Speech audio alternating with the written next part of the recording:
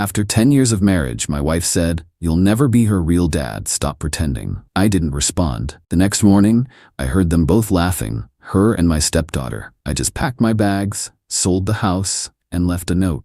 "You're right. I'm not her real dad, and you're not my real family." It's funny how 10 years of your life can be erased with a single sentence. 10 years of packing lunches, helping with homework, going to parent-teacher conferences, and teaching a kid how to ride a bike. All of it, gone in a puff of smoke. It happened last Tuesday.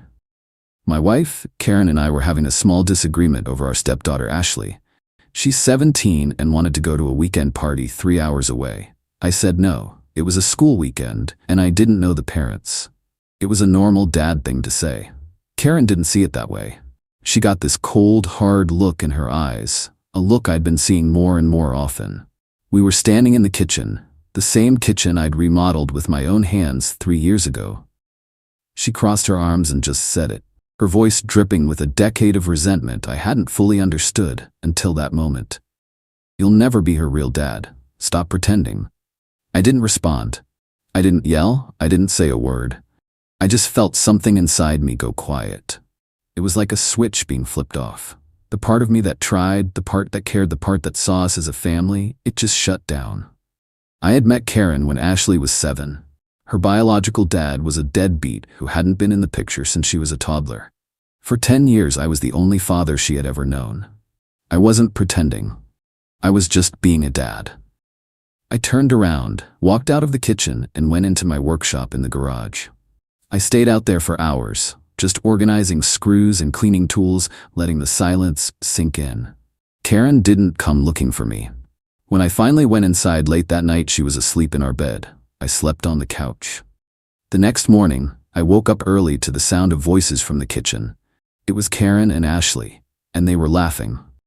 It wasn't just a chuckle. It was loud, mocking laughter. I crept to the hallway and listened. "I can't believe you finally said it to him," Ashley said, her voice filled with a kind of cruel glee that was new to me. "His face, Mom, it was priceless." "Well, it's the truth," Karen said, and then she laughed again. "He needed to hear it, all his little rules and his lectures, acting like he has some right. He's just the guy who pays the bills." That was it. That was the final nail. It wasn't just Karen, it was both of them. 10 years of my life, my love, my money, and my effort, and all I was to them was a joke. A wallet. A guy pretending to be something he wasn't. I walked back to the living room, my movements slow and deliberate. The quiet inside me had turned into a strange kind of calm. I wasn't angry anymore. I was just done. I went upstairs to our bedroom, found 2 of my old duffel bags, and started packing. I took my clothes, my toiletries, the pictures of my parents from my nightstand. I left everything else. I left the pictures of me and Ashley at her first soccer game. I left the coffee mug she gave me for Father's Day that said, "World's Best Bonus Dad." It all felt like a lie now. While I was packing, I made a phone call. I called a realtor, a guy named Tom who I'd done some work for a few years back. I told him I needed to sell my house, and I needed to do it fast. He was surprised but said he could have the paperwork ready by the afternoon and a for sale sign in the yard by the morning. I told him that was perfect. The house was in my name. I had bought it and paid off half the mortgage before I even met Karen. My lawyer had insisted on a prenup, a document Karen had called an insult at the time but signed anyway. It clearly stated the house was my premarital property. She was about to find out how important that piece of paper was. I finished packing and carried my bags downstairs. The house was quiet. They had left for school and work. I walked into the kitchen and grabbed a notepad from the junk drawer. I wrote down 7 words. "You're right. I'm not her real dad, and you're not my real family." I left the note on the kitchen counter, right where they'd been laughing about me an hour earlier. I walked out of that house and didn't look back. I drove to my office, a small space I rented for my contracting business, and just sat in the parking lot for a while. Then I got to work. I called my lawyer and told him what was happening. He just said, "Good, it's about time." I called my bank and had my paycheck rerouted to a new private account. I moved my personal savings, every penny I had earned before the marriage, into that same account. I left the joint account with enough money to cover the bills for 1 month. After that, it was on her. That afternoon, I met the realtor and signed the listing agreement. He promised to put the sign up the next morning before they woke up. For the first time in 10 years, I felt a sense of freedom. I wasn't a pretend dad anymore. I wasn't a wallet. I was just me. And I was starting over. I spent that night on the couch at my friend Mark's place. The first wave of texts started around 4 in the afternoon, when Ashley would have gotten home from school. It was a picture of the note with the simple question, "What is this?" I didn't respond. An hour later, Karen started calling. I let it go to voicemail. She left 7 messages in a row. The first one was angry. "Call me right now. This isn't funny." The next few were confused. "Where are you? Are you trying to scare us?" The last ones were pure panic. "Okay, you've made your point. Just come home and we can talk about this. This is crazy. You can't just leave." The next morning, the real storm hit. My phone started ringing at 7 a.m. It was Karen, and she was screaming, "There is a for sale sign in our front yard." "Our yard, John? What did you do?" I answered the phone, my voice completely calm. "It's not our yard, Karen. It's my yard, and I'm selling my house." "You can't do that," she shrieked. "I live here. Ashley lives here. This is our home." "No," I said, "it's my home. You were just living in it. And now I'm selling it. The realtor says the market is hot, so you should probably start looking for a new place to live. You've got about 30 days, maybe 60 if you're lucky." I could hear her sputtering, trying to form words. "My lawyer will destroy you for this. You can't just kick us out." "I suggest you have your lawyer look at our prenup," I said. "Specifically the part about premarital assets. The house is mine, Karen. The money I made before we got married is mine. The business I built is mine. You are entitled to half of what we made together, which, after your spending habits, isn't a whole lot. Goodbye." I hung up and blocked her number. Then I blocked Ashley's number. I knew this was just the beginning. The next escalation came from her mother, Eileen. She called me that afternoon, and I made the mistake of answering. She didn't even say hello. She just launched into a tirade about how I was a cruel, heartless monster for abandoning my family. "You have a daughter who loves you, John," she yelled. "No, Eileen, I don't," I said. "I have a stepdaughter who laughed with her mother about how I was just a guy who pays the bills. There's a difference. She's a child. She makes mistakes." "She's 17, I corrected her. "She's old enough to know what she's saying, and Karen is certainly old enough. For 10 years, I gave them everything. My time, my money, my love, and in return, I was told I was pretending. I'm done pretending." "You're throwing them out on the street," she cried. "I'm selling my property," I said. "What Karen does next is her problem. She has a good job, she can find an apartment. She's a grown woman. It's time she started acting like one." I hung up before she could respond. The entitlement of that family was breathtaking.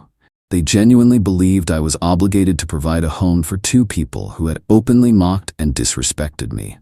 A few days later, I got a formal-looking email. It was from a lawyer. Karen had moved fast. The email was full of legal threats. It demanded I immediately take the house off the market. It demanded I reinstate her access to our joint accounts. It demanded I pay for her legal fees and emotional distress. It was a work of fiction. I forwarded it to my own lawyer, who sent back a response a few hours later. His email was short and to the point. It included a copy of our signed prenup. It included a statement showing that the down payment and years of mortgage payments had come from my premarital accounts. It ended with a simple sentence: "Any further attempts to claim ownership of my client's separate property will be met with a countersuit for frivolous litigation." The legal threats stopped after that. The house got an offer within a week for over the asking price. The market really was hot. The closing was set for 45 days out. The clock was ticking for Karen and Ashley. The next person to reach out was Ashley. She sent me a message on social media. I almost deleted it without reading, but my curiosity got the better of me. It wasn't an apology. It was a list of demands. "Since you're selling the house, you owe me for my college fund," she wrote. "And you need to keep making my car payments. And my phone is on your family plan, so you can't kick me off that." I just stared at the message. After everything that had happened, after she had laughed at me and called me a bill payer, she still thought I owed her something. The nerve of it was almost impressive. I typed back a single response. Ashley, I am not your real dad. I am not responsible for your finances. You should talk to your mother about these things. That's what real families do. She replied with a string of insults, calling me a loser and a fake, saying she never liked me anyway. I didn't respond. I just took a screenshot of the conversation and sent it to Karen with the caption, "You've taught her well." Then I blocked Ashley on every platform. The final few weeks before the closing were a strange kind of quiet. I heard through a mutual friend that Karen was in a panic, trying to find an apartment that she could afford on her own salary. Apparently, she had been looking at places that were way out of her price range, still expecting the lifestyle I had provided. The reality of her new financial situation was hitting her hard. This mutual friend, Sarah, called me a few days before the closing. She sounded awkward. "Hey John, Karen's been calling me, freaking out," Sarah said. "She wanted me to ask you if you'd consider giving her some of the money from the house sale just to help her get on her feet." "Did she tell you why I'm selling the house?" I asked. "She said you two had a fight and you overreacted." I just laughed. "She told me I'm not Ashley's real dad and that I should stop pretending." Then I overheard her and Ashley laughing about how I'm just the guy who pays the bills. So I decided to stop paying the bills. "The prenup is clear, Sarah. The house is mine. She'll get her share of our marital assets and that's it. I'm not a bank." Sarah was quiet for a moment. "Wow, she left that part out. I'm sorry, John. I won't bother you again." The day of the closing, my lawyer handled everything. I signed the papers in his office and the money was wired to my new private account. After my lawyer took his fees, I had him cut a check to Karen for her legal share of the marital assets. It was a respectable amount, enough for a down payment on a small condo or to cover rent for a few years. But it wasn't the lottery ticket she thought she was getting. It was a clean break.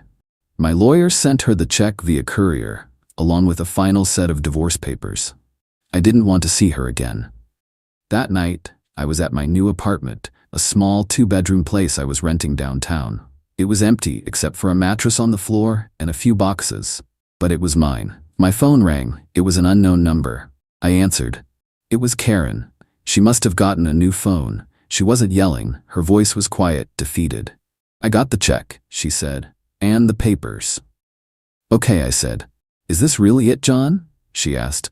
10 years. You're just throwing it all away over one stupid comment?"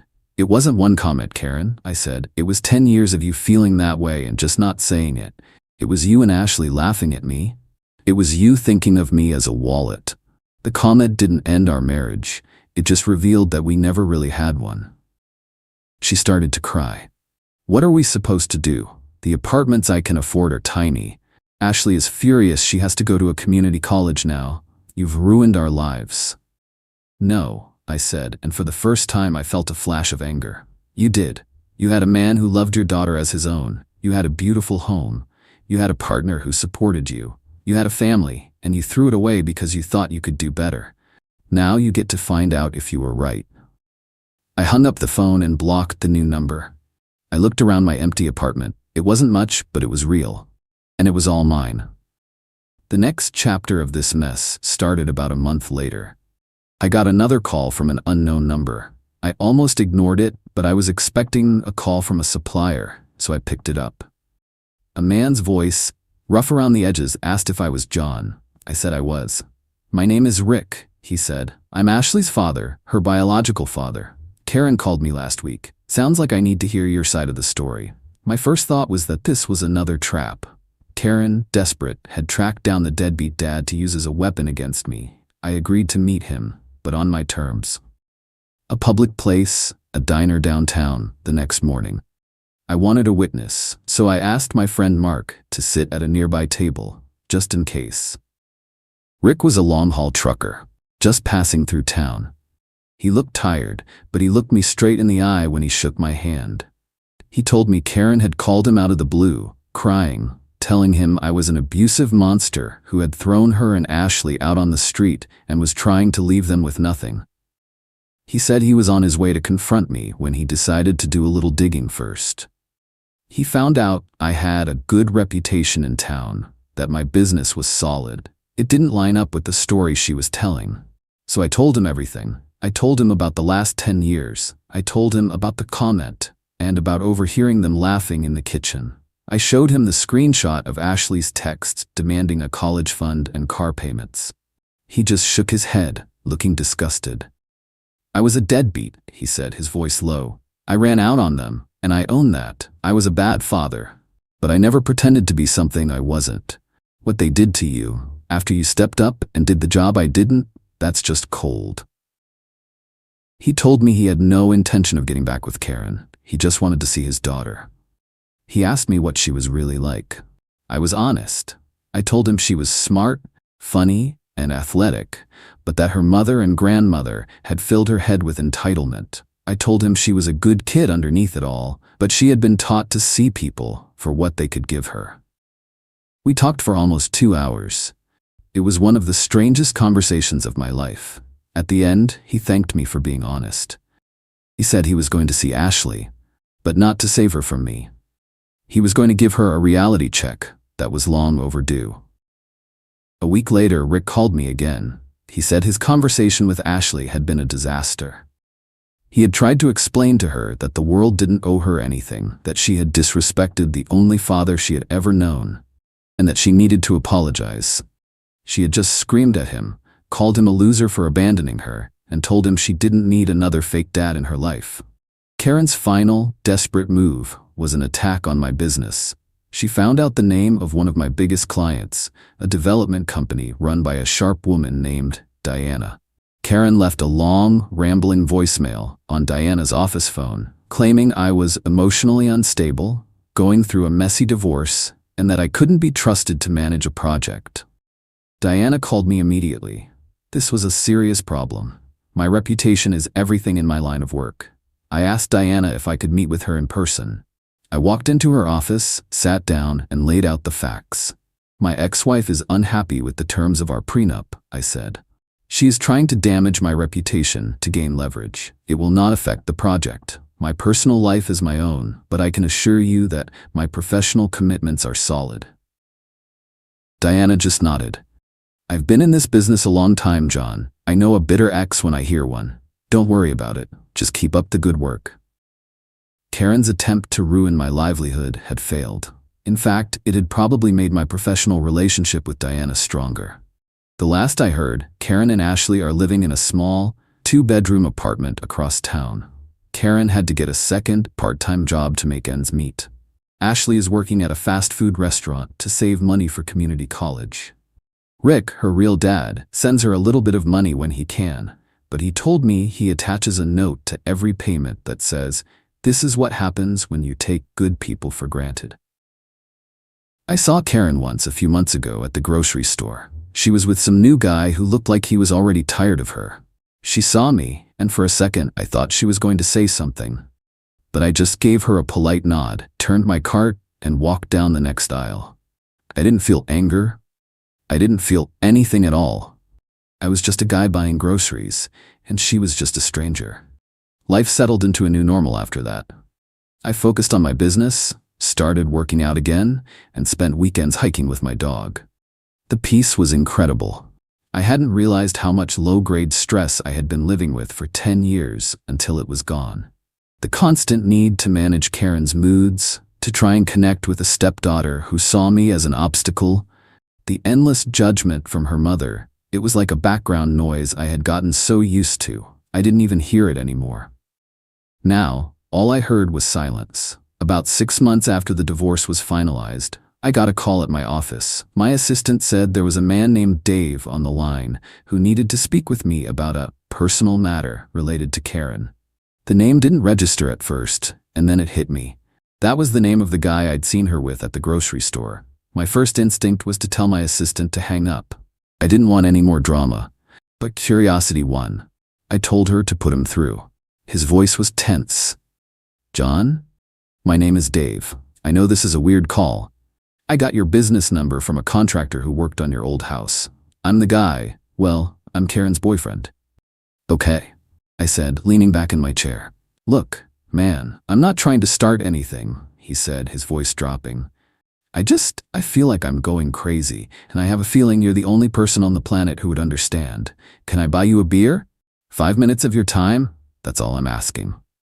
There was a desperation in his voice that I recognized. It was the sound of a reasonable man trying to make sense of an unreasonable situation. Against my better judgment, I agreed. We met at a quiet bar on the other side of town later that week. Dave looked exactly like I remembered from the grocery store. Tired. He told me he'd met Karen through a dating app about 4 months after I had left. He said she was charming at first. She told him a sob story about her evil ex-husband who had abandoned her and her daughter, leaving them with nothing after she had dedicated her life to him. Dave, being a decent guy who had been through a divorce himself, felt for her. He said the first few months were good. Then the red flags started popping up. It started with money. She was always complaining about being broke, yet she was constantly buying new clothes, getting her hair done at expensive salons. He started lending her money, first small amounts, then bigger ones. He paid for a new set of tires for her car. He covered her rent for a month when she claimed her hours got cut at work. Then came her family. He said her mother, Eileen, was a nightmare.